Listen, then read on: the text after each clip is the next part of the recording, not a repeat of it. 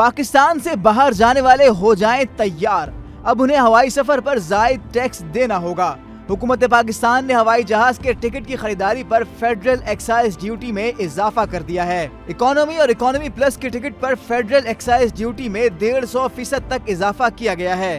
حکومت نے ڈیوٹی 5,000 سے بڑھا کر 12,500 کر دی ہے۔ امریکہ، کینیڈا، میکسیکو اور جنوبی امریکہ کے بزنس اور کلب کلاس کی ہوائی ٹکٹ پر 3.5 لاکھ روپے فیڈرل ایکسائز ڈیوٹی کی مد میں ادا کرنے ہوں گے۔ برطانیہ، جرمنی، اسپین، اٹلی، پرتگال اور فرانس سمیت یورپ کے بزنس اور کلب کلاس ٹکٹس پر 2,10,000 روپے تک ڈیوٹی دینا ہوگی۔ حکومت پاکستان نے سعودی عرب، متحدہ عرب امارات سمیت مشرق وسطیٰ اور افریقی ممالک کے بزنس اور کلب کلاس ٹکٹس پر ڈیوٹی 1,05,000 روپے کر دی ہے۔